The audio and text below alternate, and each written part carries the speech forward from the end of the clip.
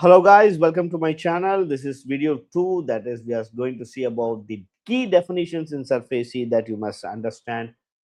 Definitions are very important in any legal field because if you don't know what you are talking about and what is the definition, then there is no point in arguing about it.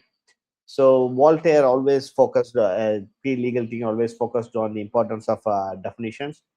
So based on that, we'll see what are the important definitions that you have to focus. It's under section 2 of the SARFAESI Act.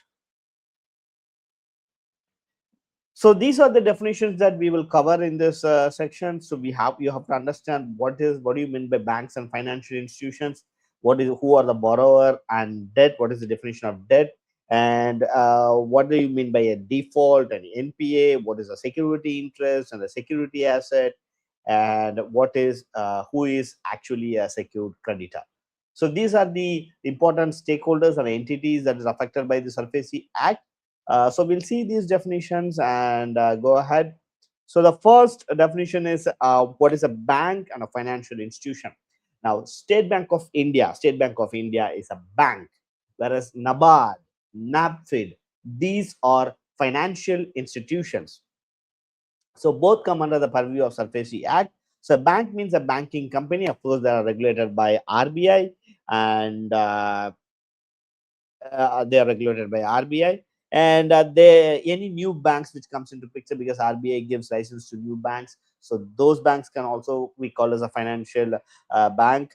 And State Bank of India and its subsidiaries. Now, most of the subsidiaries have merged into State Bank, so State Bank of India.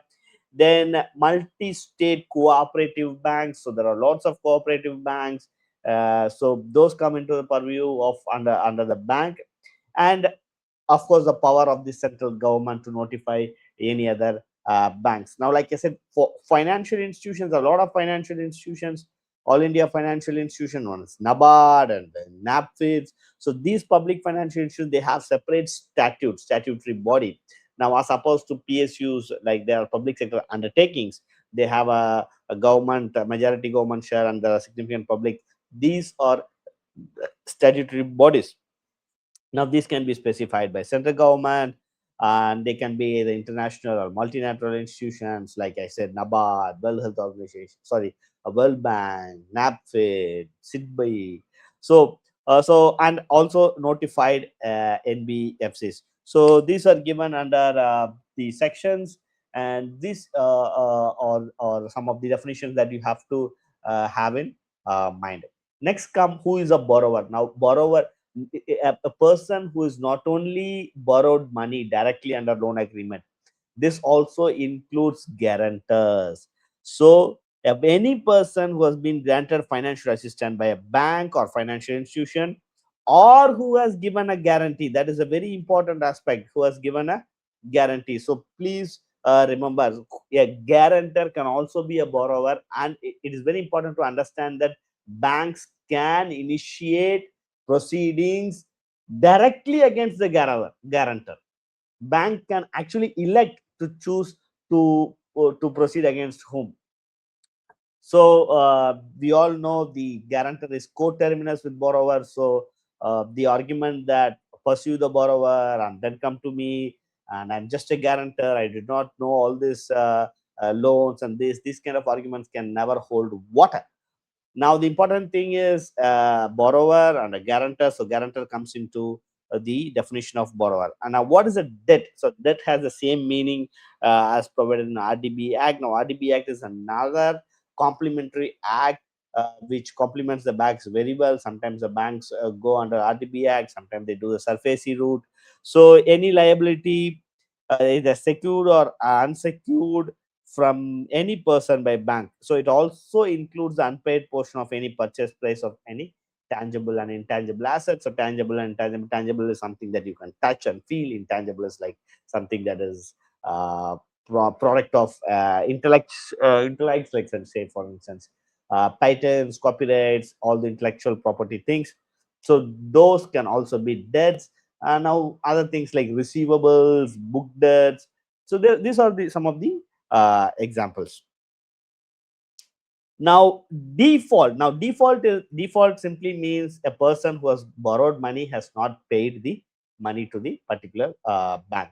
So non-payment of any debt or amount payable by the borrower, because of which the account must be classified as NPA. Now NPA means non-performing assets.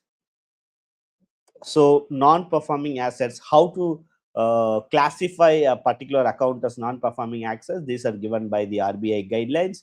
So it says, simply put, remember the days, it should be ideally 90 days. If an amount which is due, say an interest or principal, is left unpaid for 90 days, then it would be declared as a non-performing asset. Then there are various uh, layers to it, like a substandard asset, a loss asset, those kind of things.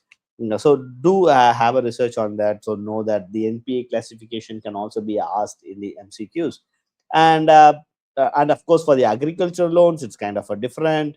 So the for agriculture loans, if it's a short duration crops, the amount should be pending for at least 2 crop seasons, and for long duration it should be for 1 crop season. So understand the nitty gritty of NPA classification and how the NPAs are classified. It's a very simple thing, but broadly understand it's 90 days. And if it is agricultural loan, then it is for crop seasons. How much? Either for 2 crop season, or if it's a short duration crops, it's for only for 2 crop seasons. And if it is long duration, it's for only for 1 crop season. This is a highly tested principle. This is a highly tested MCQs. So do understand this concept. And what is the security interest, and secured assets, and then secured debt. So security interest means a right, title, or interest of any kind.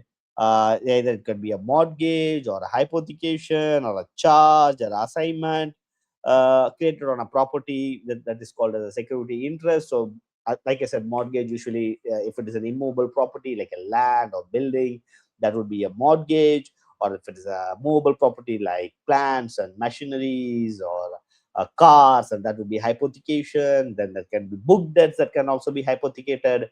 And book debt simply means if somebody owes money to some particular entity, and everything in the books, those debts in the books can actually be hypothecated.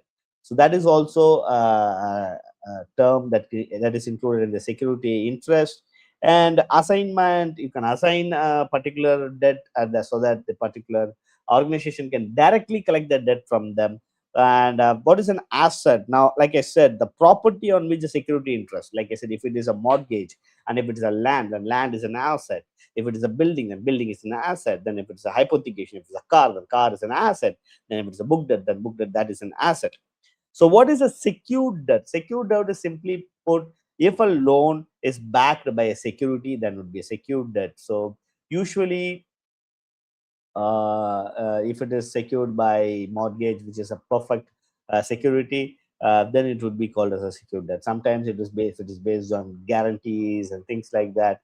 Uh, then it cannot be called technically a secured debt. Okay, so next, who's a secured creditor? And this is a very important concept. The difference between secured creditor and secured creditor and operational creditor, this comes in IBC as well. So, and you have to also understand the secured creditor definition. It's either a bank or financial institution, also consortium. Consortium means multiple banks coming together and funding a project, or a funding something, that can be consortium. Or it can also be co-lending, a group holding a title, interest, or security asset. So they must have a title, there must be interest, there must be secured asset. And now, let's say, for instance, if somebody gives a guarantee to the loan and the bank provides the loan, then that is not a secured debt, because the guarantee is, there is no title, or there is no an asset which can be sold in auctions and things like that. And it also includes a debenture trustee. And a debenture trustee can also be a secured creditor. So this is a very important concept. So you must understand what is a debenture trust is. So a company, instead of raising money, they can raise through bonds, and multiple investors can buy the bonds. So these investors, like each investors, would be managed by a debenture trustee in the trust principles, so that every individual need not go and try and recover the money. It's like a trusted guardian or a clause representative. So in fact, they hold the security for those investors. So those debenture trustees also a secured creditor. So this is a high yielding MCQ again. So note down debenture trustee, and it's very important that only a secured creditor can enforce security interest under section 13. And remember, a secured creditor is the only person who can actually you know uh, act or take enforcement action under SARFAESI Act. And one more thing, as per section 31, lien is excluded. So if someone has a lien, then they cannot be a secured creditor, and then they cannot take SARFAESI action. So you need to have tangible properties. The jurisprudence on intangible properties is developing. So this is totally out of scope of this particular video, and it's also out of scope of IBPS and SBI examinations. So with this, we have seen the very important concepts of definition. So a quick recap: you have to understand the definition of secured creditor. You have to understand that borrower also includes guarantor. It's a very wide definition. What is default? How NPAs has been classified, and then security interest, secured assets, and title, etc. So next, we'll see in the next video. We'll see the definitions of. There's another little bit definition of part 2, and how they are applicable in real bankers' life, and how they can be asked questions. So do share and subscribe to my channel, and thank you.